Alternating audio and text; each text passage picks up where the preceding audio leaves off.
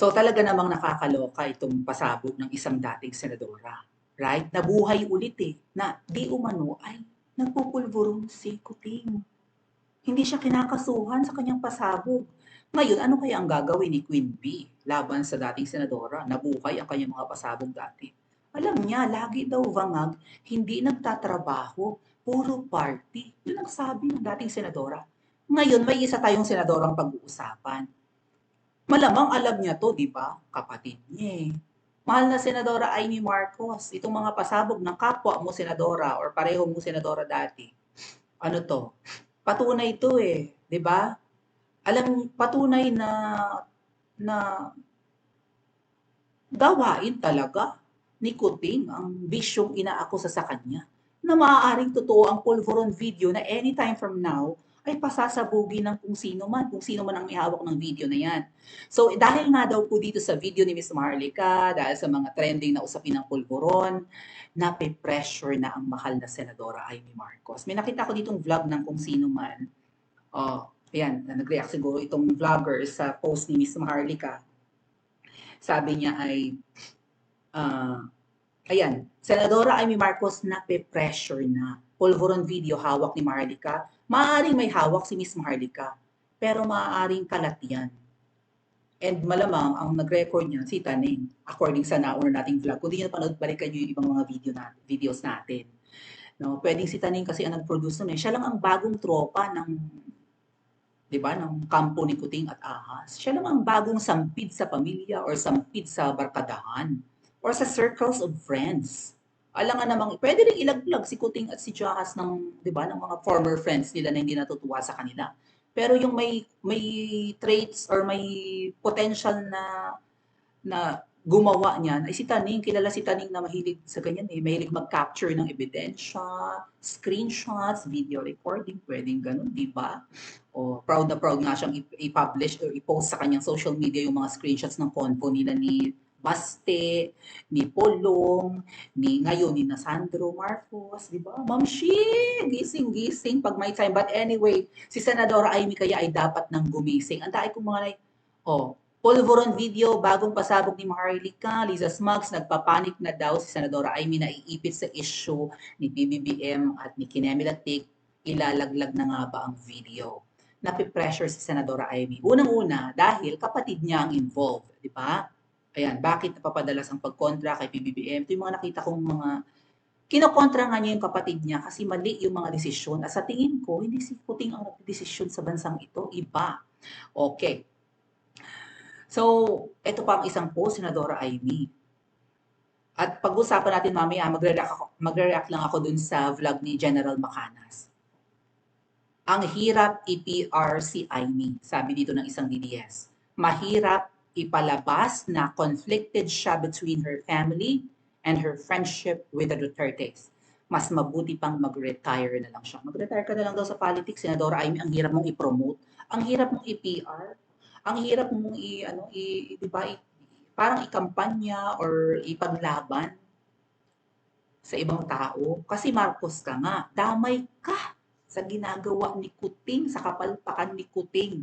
Kitang-kita ang kaibahan, Senadora Amy. Ganito ba ang performance ng tatay niyo nung siya ang nakaupo? Siyempre, yung mga hindi inabot ito, katulad ko, di ba? Inabot ko ng very, very light. Pero ang mga magulang ko, inabot talaga kay edad ni mama. Hindi nalalayo yung edad ni mama kay Kuting eh.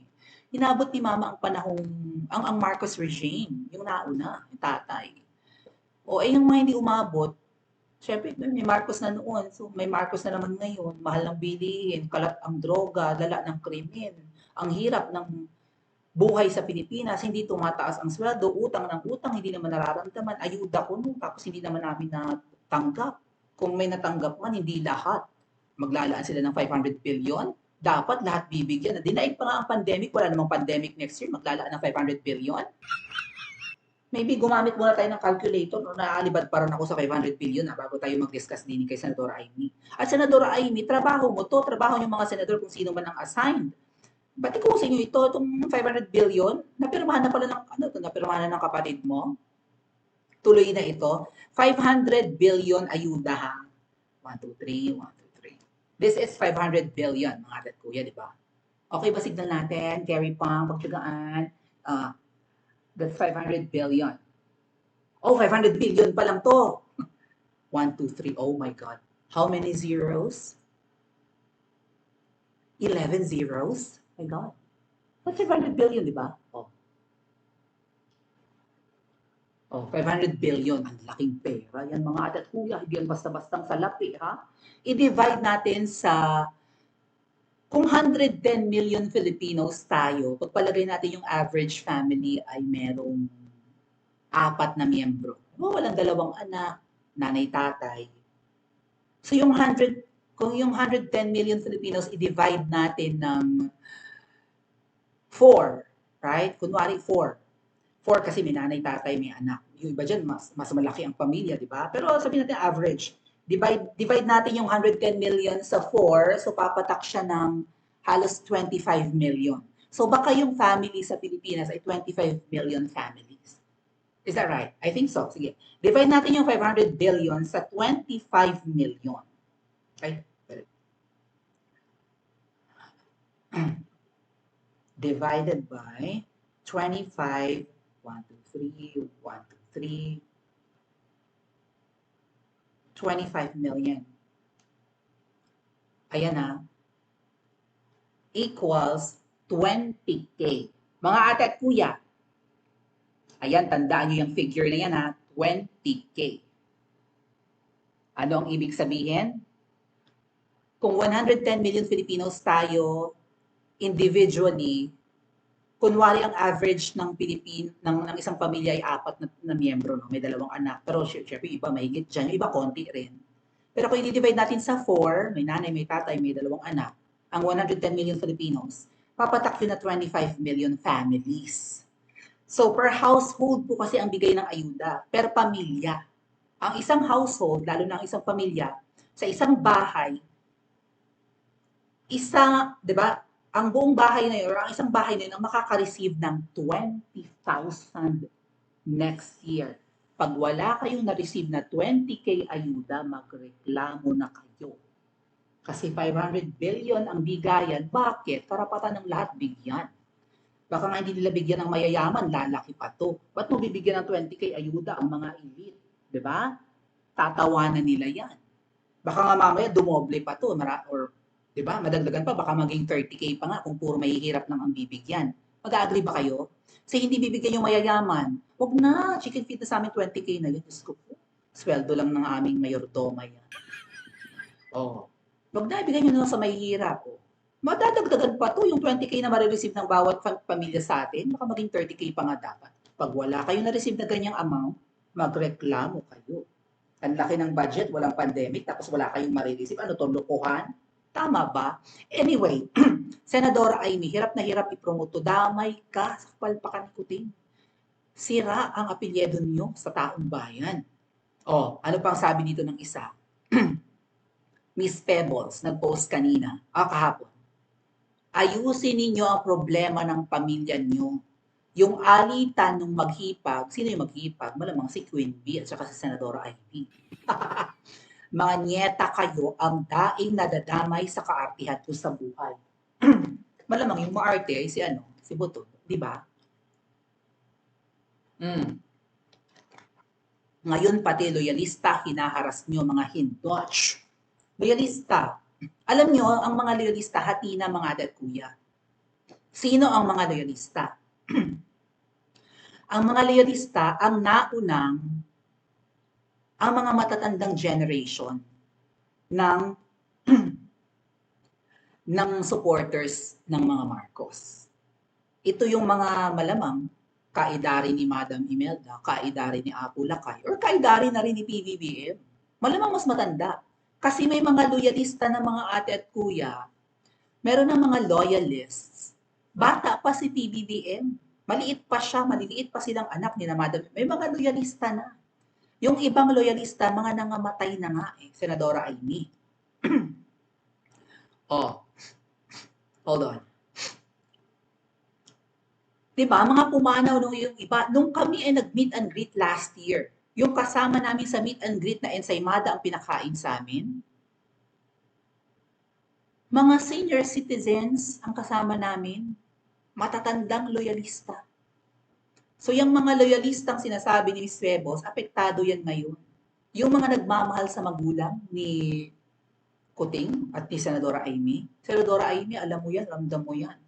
Nakakaawa yung mga kaidarin ni na Apo Lakay at ni Madam Imelda, supporters ng mga magulang mo. Hindi nila ramdam, hindi nila nakikita ang performance ng ama mo sa kapatid mo.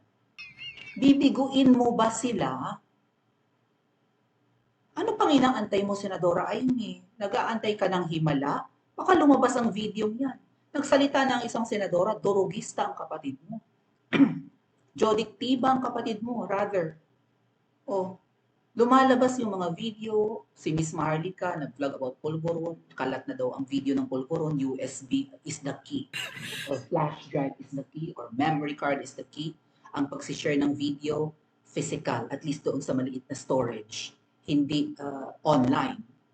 Diba? Kung ikakalat sa media, sa mga militar, PMAers, vloggers, at kung sino-sino pang, even media, di ba? Kung ikakalat yung pulveron video, hindi online, hindi through email, hindi chat, messenger, hindi ganyan, Snapchat, Viber, hindi sa social media padadaanin sa isang physical storage. Kung makalat, Senador Amy, at po inaantay mo. Ngayon, mga at kuya, sabi nga pala ni General Macana sa kanyang vlog mga few days ago, may nakarating daw sa kanyang info na si Senadora Amy ay pressured na ngang talaga. Kasi di ba, binibigyan siya ng ultimatum ni Miss Marlica hanggang New Year's Eve. Pag hindi ka nagsalita, Senadora Amy, babatikusin ka ni Miss Marlica, baka maraming alam yan patungkol sa iyo. And huwag ka na mag-alala dun sa pasasabubi ni Miss Maharlika, hindi naman siguro sobrang damaging yun. Sa tingin ko naman, hindi ka naman masamang tao, di ba? Kaya lang, marami kang dapat gawin as a senator para naman mapaunlad ang mga Pilipino. Huwag mong iasa rin sa kapatid mo, mukhang walang mangyayari. Alam mo yun sa sarili mo na mukhang hindi siya nagpapatakbo. Ang kapatid mo hindi makutap-tapan, hindi mahagila. Kapag may nangyayaring hindi maganda sa Pilipinas, aasa ka pa? Aasa ka sa himalaan? Magbabago kapatid mo? O, so, pressured na nga raw si Senadora Amy, pero ang sabi daw ng mga anak, di ba tatlo ang anak ni Senadora Amy, yung mga Manotok, Borgie, tapos may isa yatang politiko rin na anak si Senadora Amy na may asawa na. Parang nakikiusap daw yung mga anak ni Senadora Amy na, Mom, you have to save the legacy of our grandpa. Ganun, di ba? Gawin mo na kung ano ang dapat mong gawin. Huwag mong hayaang masira ang legacy ng grandpa namin. Ganun yata yung message ng anak ni Senadora Amy sa kanya. Huwag mong hayaang masira ang legacy ng lolo namin, ng tatay mo, dahil lang sa ginagawa ng tito namin or ng kapatid mo. Ay ang nananawagan, anak na ni Senadora Amy, hindi na tayo na taong bayan. So ano, Senadora Amy, aasa ka sa milagro? Nasisira kayo.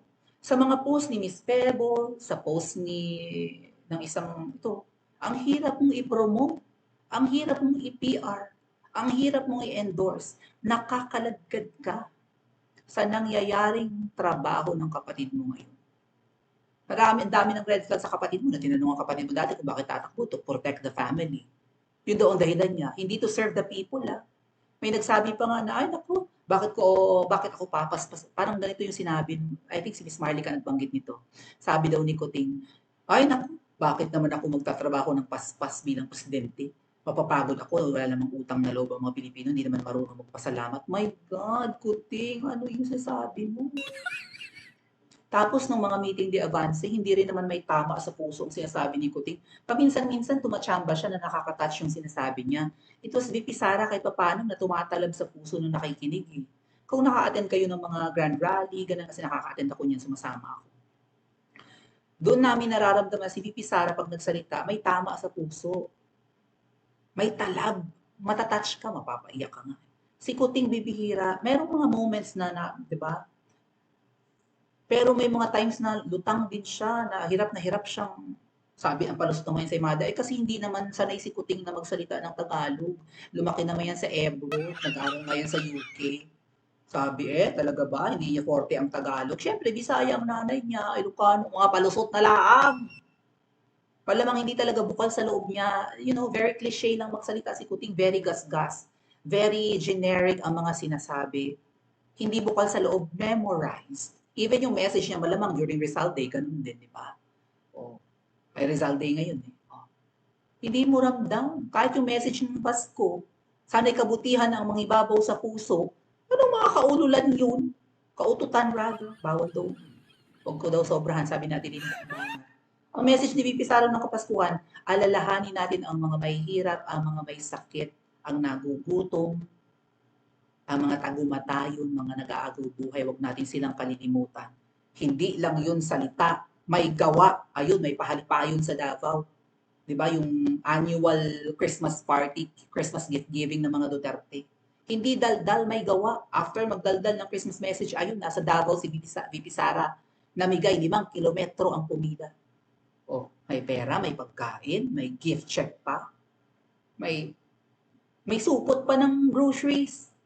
Si Kuting, anong ginawa? Ayun, nagpaperyahan sa Malacanang. Senadora Amy, ang hirap i-promote ng kapatid mo. Pangitang palpak. Huwag mong i-ignore ang mga Pilipino. Huwag mong i-ignore ang mga loyalista. Lalong huwag mong i-ignore ang message ng mga anak mo sa'yo. Dahil this time, yung blood is thicker than water, hindi applicable. Mamili ka sa kadugo na pakikinggan mo kung pinagsasabihan ka ng anak mo yan. Mas galing sa katawan mo ang 3 anak mo. Magkapatid lang kayo ni PBBM. Galing lang kayo sa iisang pusod. Magkadugtong. Magkapatid, magkaputol ng pusod, right? Galing kayo sa iisang ina. Pero sa tingin ko, mas magiging malapit sa puso mo ang mga anak mo. Makinig ka. Huwag lang sa mga anak mo, even sa mga Pilipino. Otherwise, baka masira ng tuluyan ang apelyido dahil lang sa kapatid mo. Makinig kaya si Senadora Amy sa atin at sa kanyang mga anak. May pag-asa pa ba si Senadora Amy sa kalokohan at kapalpakan ng kanyang kapatid? Paki-comment po sa comment section at mag-like and subscribe din po kayo.